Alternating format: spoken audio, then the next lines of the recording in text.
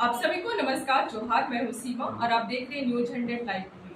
फिलहाल लोकसभा चुनाव अभी खत्म हो चुका है, विधानसभा चुनाव भी शुरू होने वाला है और इस बीच हमारे बीच है खिजरी विधायक राजेश कच्छप जी। हम लोग डायरेक्ट उन्हीं से जानते हैं कि खिजरी जो क्षेत्र है ये आदिवासी बहुल क्षेत्र है और इसमें एक प्रत्याशी न बोल के अगर हम बोले कि जो खिजरी विधायक है वो पहले से भी एक समाज सेवी है और उनके बाद ये खिजरी विधानसभा के विधायक है। तो डायरेक्ट हम उनसे बातें करते उनसे जानते हैं कि आगामी जो विधानसभा चुनाव होने वाला है उसको किस मुद्दा पे वो खिजरी की जनता के लिए वो लड़ रहे हैं। देखिए सीमा, मैं चुनाव 5 साल में नहीं लड़ता, मैं रोज चुनाव लड़ता हूँ। आखिर चुनाव क्या है? जनता के साथ सरोकार है, जनता के साथ अटैचमेंट। मुझे नहीं लगता है कि 365 दिन में राजेश कच्छप विधायक के रूप में अपने लिए जिया हो, वो समाज के लिए जीता। हमारे घर में आप 24 आवर्स कभी भी आ सकते हैं। हमारे घर में कोई बेंडिंग नहीं है।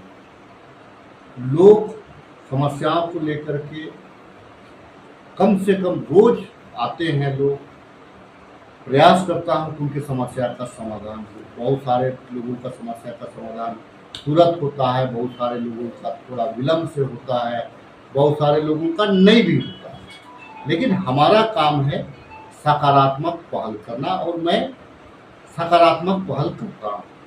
रही बात चुनाव के दृष्टिकोण से, तो मैंने कहा कि मैं रोज चुनाव लड़ता हूँ। चुनाव में अपने जो कार्यकर्ता है या आपके जो फॉलोअर्स हैं, आपको जो चाहने वाले लोग हैं, उनको थोड़ा सा रेस्ट करना पड़ता है क्योंकि वे भी कामकाजी लोग रहते हैं, वे भी, उनका भी पेट है, वे उनके भी बाल बच्चे हैं, वो भी कुछ कुछ काम करते हैं। तो उस परिस्थिति में उनको थोड़ा सा समाज के बीच आपके जो विचार होते हैं, आपके जो जितने आपने किया काम या आप जो करना चाह रहे हैं, उस मैसेज को जनता तक पहुंचाना पड़ता है। और मुझे लगता है कि एक थोड़ा राहत मेरे लिए ये है कि लोकसभा के चुनाव में पूरे के पूरे 6 विधानसभा होता है एक लोकसभा में, उसमें खिजरी की जनता ने इंडिया गठबंधन को 1,22,000 वोट दिया और जो है कि भारतीय जनता पार्टी एनडीए के जो प्रत्याशी है उनको 1,01,000 वोट दिया। तो कहने का मतलब है कि 22,000 का बढ़त अगर दिया है, 22,000 एक्स्ट्रा समर्थन दिया है, तो मुझे लगता है कि आने वाले दिनों में ये बढ़ सकता है। वो इसीलिए कि हमारे जो प्रत्याशी रही थी, हमारी यशस्विनी सहाय, उसको मात्र 20 दिन चुनाव लड़ने का टाइम मिला और 20 दिनों में वो कोई भी विधानसभा 6 विधानसभा बहुत बढ़िया से नहीं घूम पाई। हमारे क्षेत्र में भी बहुत नहीं आ पाई।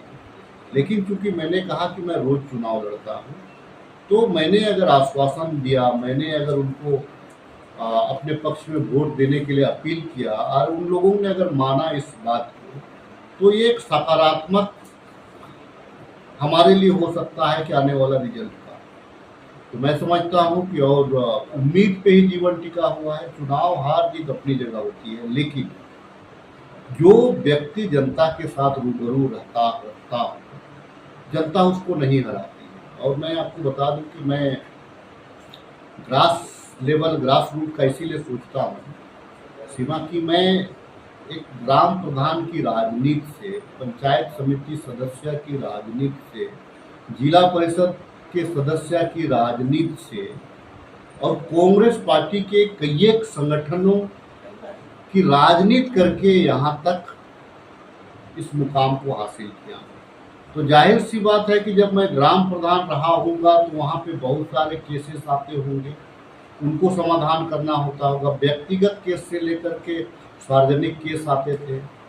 जब मैं पंचायत समिति का सदस्य रहा तो उस टाइम में प्रखंड से संबंधित बहुत सारे मुद्दे हमारे पास आते थे, बहुत सारे केस आते थे, उनका समाधान करने का और उनमें एक्सपीरियंस हमारा बढ़ा।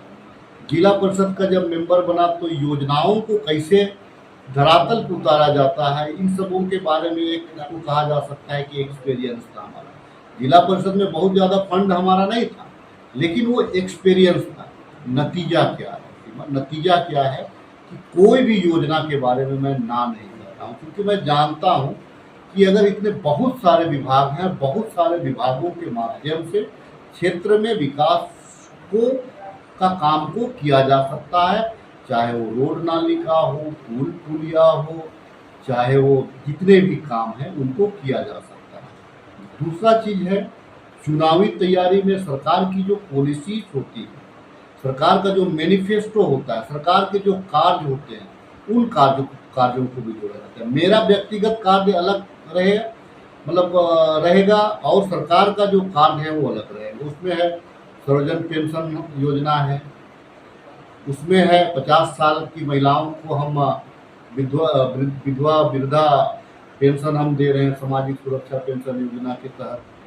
अभी जो हमारी सरकार एक नई पॉलिसी लाई है, नया कैबिनेट से पास हुआ है कि भाई 25 साल से 50 साल तक के उम्र के जितने भी लड़कियां औरत होंगे, जो एक कुंवारी भी रह सकती हैं, शादीशुदा भी रह सकती हैं, एक परिवार में एक भी हो सकती है, 10 भी हो सकती है, तमाम महिलाओं को मानदेय स्वरूप हम उनका सम्मान बढ़ाने के लिए 1000 रुपया का हम मानदेय, उसको हम पेंशन नहीं कर रहे, उसको मानदेय हम इसीलिए कर रहे कि वो पेंशन तो जब वृद्धा होंगे तब होगा, या शारीरिक लाचार होगा तब उसको पेंशन का, इसको हमें उनको सम्मान देने के लिए हम ये कर रहे हैं।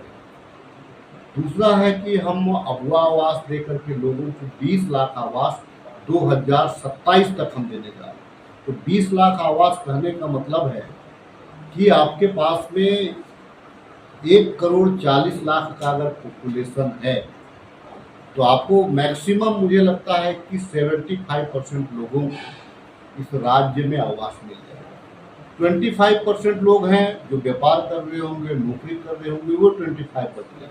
तो 75% को तो हम आवास भी दे रहे हैं, जिसमें 2,25,000 था, उसमें फिर हम 1 लाख का बढ़ोतरी की, उसको 3 लाख करने जा रहे हैं। तो सरकार की सोच स्पष्ट है, सामाजिक सोच भी स्पष्ट है, राज्य के लिए भी सोच स्पष्ट है कि हमने 1932 का स्थानीय नीति को लाने का काम किया, इसको भाजपा की सरकार ने नहीं होने दिया। महामहिम के माध्यम से हमने ओबीसी आरक्षण को भी लाने का प्रयास किया, भाजपा के माध्यम से उसको भी महामहिम ने रोक दिया।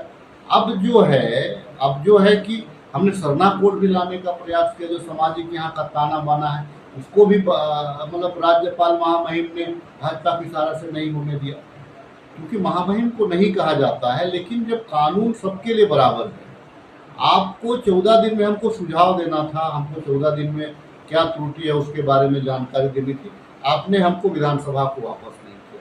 तो इससे क्या कहा जा सकता है, इसमें राजनीतिक सोच या राजनीतिक प्रतिशोध कहा जा सकता है। अगर राजनीतिक प्रतिशोध से अगर शासन तंत्र चले तो सरकारें तो आती है जाती है, फिर सरकारें कैसे चलेगी? केंद्र में हमारी सरकार बैठेंगी और हम अगर यहाँ पे अपना राज्यपाल को लाएंगे और उसको हम बोलेंगे कि केंद्र कांग्रेस के इशारा से करिए, तो फिर राज्य नहीं चलता है। राज्यपाल स्वतंत्र प्रभार है और वो स्वतंत्र है। यहाँ का ताना बाना, संस्कृति, जगह जमीन, यहाँ का जो कैरेक्टर, यहाँ का जो नेचर है, उस आधार से राज्यपाल को सोचने की जरूरत है। अगर विधानसभा ने पारित किया है तो उस पर विचार करने के लिए वो भी स्वतंत्र है, हम लोग भी स्वतंत्र है। अगर कोई त्रुटि है तो उनको वापस करना चाहिए था, लेकिन जो अभी तक नहीं वापस हुआ, चाहे वो सरना कोड हो, चाहे वो ओबीसी आरक्षण 27% हो, चाहे हमारा जो है कि स्थानीय नीति का जो मामला हो वो बिल हो, अगर करता तो हम लोग उस पर आगे बढ़ते हैं, लेकिन नहीं किया है, जिसकी वजह से यहाँ के स्थानीय लोगों को जो रोजगार मिलना चाहिए, झारखंड बना है इसीलिए।